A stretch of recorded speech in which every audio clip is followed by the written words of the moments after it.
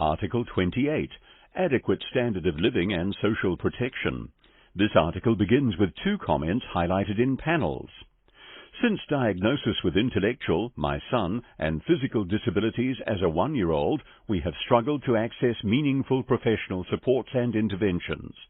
As a parent, you are made to feel like you should be grateful for the level of support you receive. Survey respondent. Support agencies working in the blank spaces where people are not disabled enough or too disabled. Hui participant. Introduction. Article 28 requires that all people have sufficient income and other support to secure an adequate standard of living for themselves and their families. Realization of this right requires habitable housing, adequate nutrition, and access to essential health and social services. General comment. An adequate standard of living is essential to disabled people's dignity, to exercising choice and control over decisions, and to securing other rights such as the highest attainable standard of health and participation in family and community life. Importance of Article 28 to disabled people in New Zealand. New Zealand has a comprehensive range of income and social protections to assist people, when required, with living costs, housing costs, and disability costs. However, the dignity of many disabled people, and particularly those relying in whole or partly on income from government benefits, is significantly reduced through living in poverty, frequently in inadequate and unhealthy housing. Disabled people face many other barriers to enjoying this right, including high housing costs, a lack of accessible housing, insufficiency or ineligibility for support to participate in community, and inadequate incomes, whether through lack of work, benefit abatement regimes, or low benefit rates. The design of comprehensive universal social protections must also give effect to the rights to self-determination and full involvement in decision-making accorded to Indigenous disabled people in the United Nations Declaration on the Rights of Indigenous Peoples, UNDRIP, and Te Tiriti o Waitangi, Treaty of Waitangi. Current place of Article 28 in New Zealand law and practice.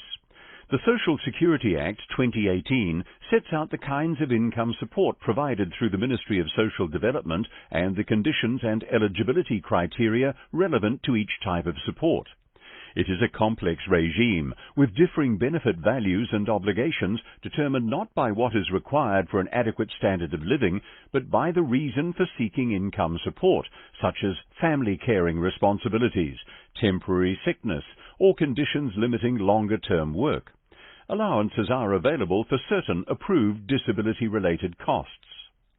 In May 2018, the Minister for Social Development, the Honourable Carmel Sepuloni, established a Welfare Expert Advisory Group, WEAG, to review the social welfare system and provide advice about measures to meet current and future requirements of the population.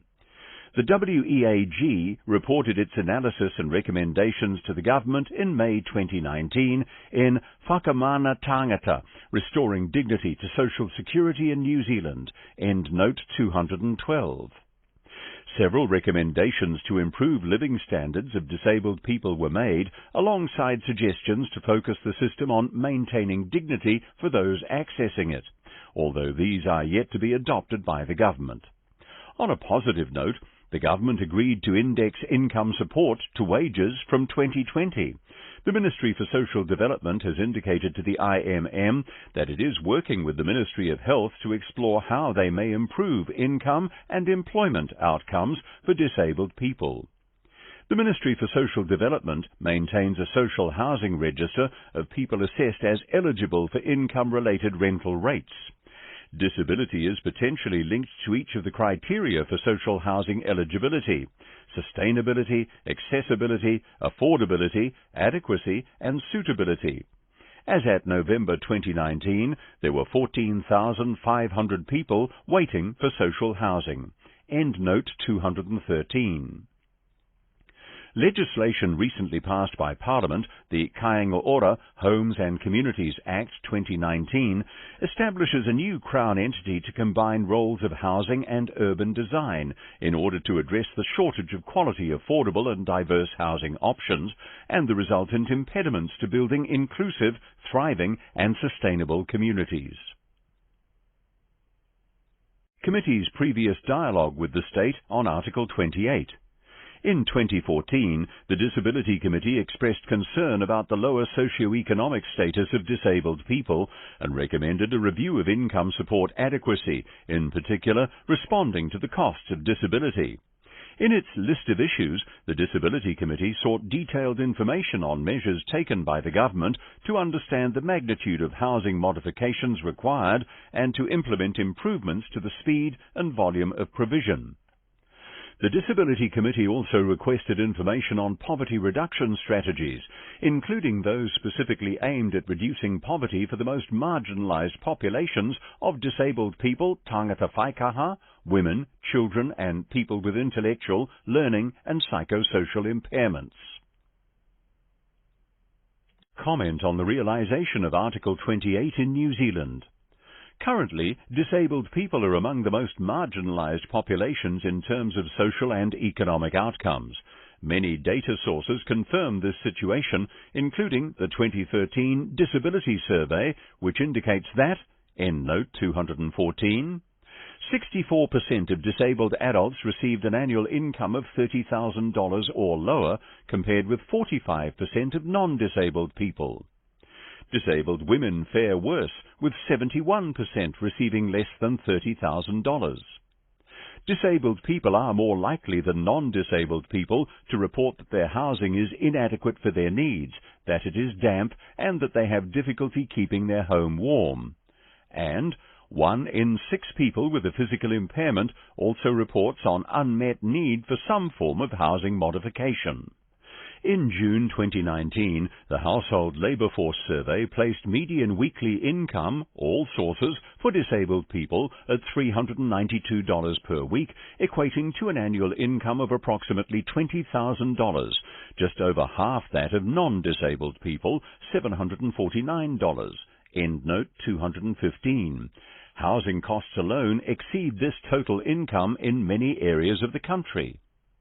The 2018 General Social Survey demonstrated that compared to non-disabled adults, disabled adults are, end note 216, twice as likely to indicate they do not have enough money to meet everyday needs, 4 times more likely to report poor health status, 4 times more likely to indicate low trust in the health system, and twice as likely to give a low rating to life being worthwhile.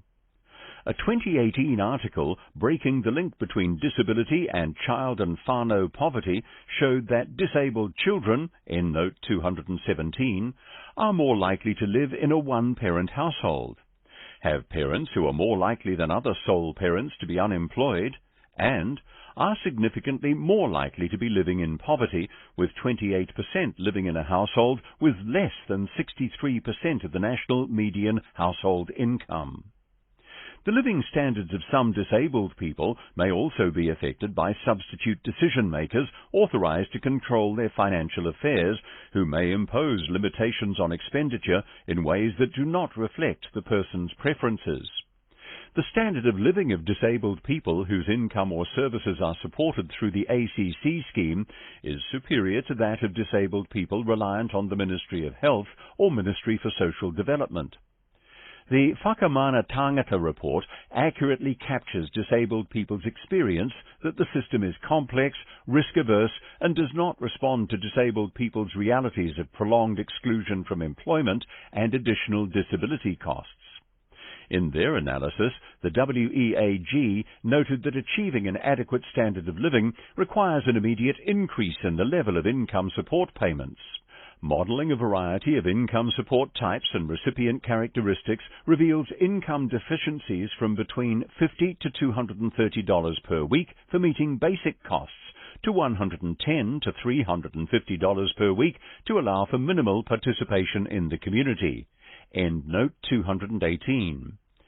The group recommended that base benefit rates be increased by 40% to restore people to a life of dignity. This has not been agreed, but, as noted above, a commitment was made in the 2019 budget to index income support rates to wages from 2020. This will incrementally improve incomes, but not at the rate or magnitude required. Hui participants and survey respondents reported living in poor conditions and unsuitable environments due not only to income inadequacy but also diminishing levels of support to live independently in the community. Given that there is a housing crisis, disabled people face poverty when renting or buying. It is impossible to get a home set up or modified if renting, as we can get evicted too easily. Lack of in-home services to prepare nutritious meals, access to library books, assistance in transport to appointments, no socialization if you can't get out on your own and can't afford outings. Data provided in the government's response to the list of issues demonstrates those approved for modified public housing experience wait times of, on average, 1 year. End note 219. This is likely to be an underestimate as insecure tenure impacts eligibility for modifications. Recent media reports highlight the impact of unsuitable housing on dignity and family life, with articles illustrating the long wait for modifications affecting access to sanitation and the ability of a family to enjoy meals. End note 220. There has been positive engagement with disabled people's organisations by the recently formed Ministry of Housing and Urban Development. A commitment has been made to boost universal design and the supply of accessible housing. In practice, this is still at an exploratory stage of developing universal design standards. Recommendation. The IMM recommends that the government, 98, adopt the disability-related recommendations of Whakamana Tāngata, the report of the Welfare Expert Advisory Group.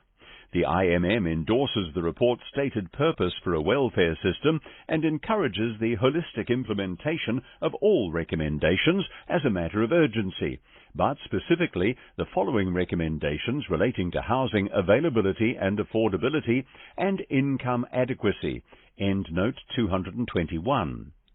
A. Increase, as soon as possible, overall income support to levels adequate for meaningful participation in the community, as defined by the minimum income standard, which reflects different family circumstances, for example, children, disabilities and regional area, and maintain this level of support through appropriate indexation. B. Urgently expand and accelerate government efforts to substantially increase public housing on an industrial scale and continue urgent efforts to end homelessness. C.